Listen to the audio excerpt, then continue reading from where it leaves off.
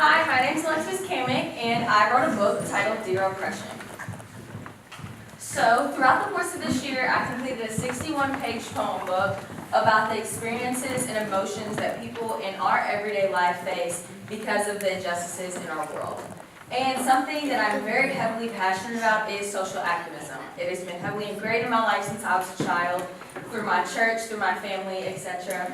And I just wanted to take that passion and talk about it and just show it more, so which is why I wrote this book. I also really love giving a voice to the voiceless, which is why I volunteer a lot, and that is why I wrote this book.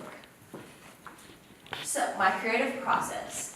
The writing process, again, like I said, I do a lot of service, so I did a lot of interviews and listening to stories, watching videos, and from personal experiences, gaining all of that knowledge, and I was able to just sit down and write about the experiences. My editors are pictured in this photo. I worked every Saturday morning with them for roughly 2 hours. They live in Chicago, so that was kind of a struggle because the time difference was really bad, and it still tricks me that they're Central Time and we're Eastern Time, so that kind of got me, but I learned how to deal with it. So they helped me edit my poems and dig deeper into the meaning of my poems and what I wanted to tell my audience.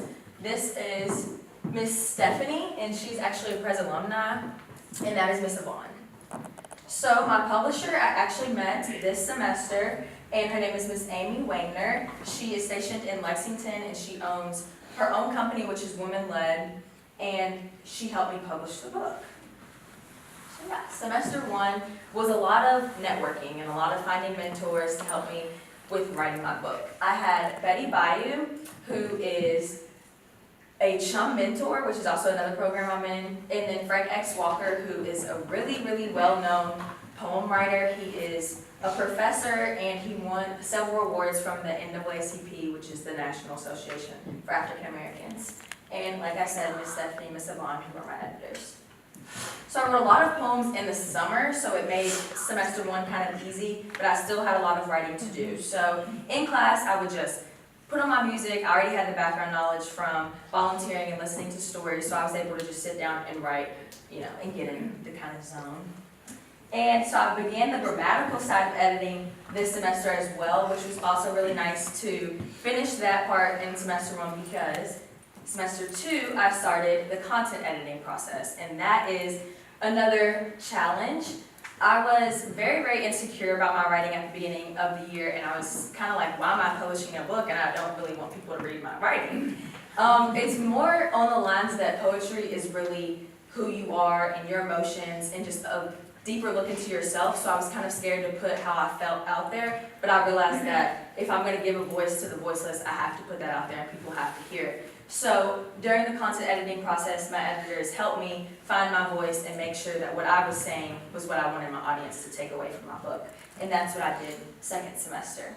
And then after the editing process was finished, I began formatting my book, and I was actually going to self-publish my book and work on it by myself and do all that.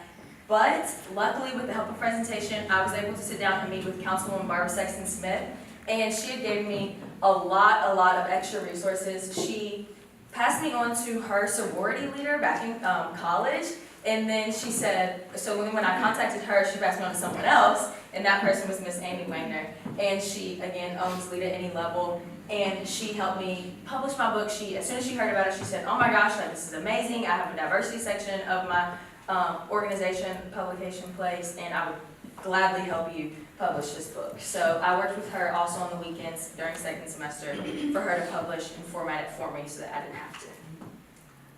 So, April 23rd, 2019, a package came in the mail with all of my books 2 weeks early. We were only supposed to get this one tiny package that was supposed to be my copy for tonight. And then we had this big box laying on my bed, and my mom in the back, she was like, Alexis, did you order something else from Amazon? And I was like, no, I just ordered my book.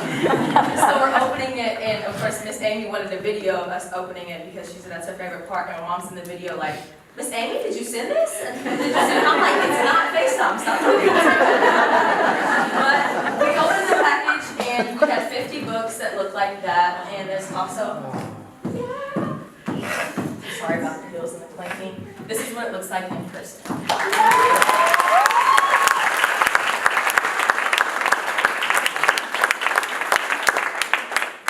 So So, the opening poem of my book looks like this. It has discrimination going down this side and oppression going down this side.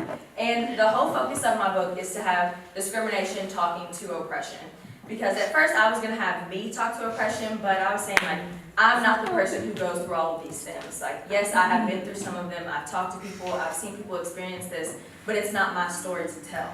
So I had discrimination talk to oppression and say, no more hurting people around us. We've been partners, but not anymore. I'm done, I'm through, and now so are you. And the definition of discrimination is separating and denying rights based upon differences. And the definition of oppression is placing cruel and unjust burdens to prevent progress. So that is the first poem of my book.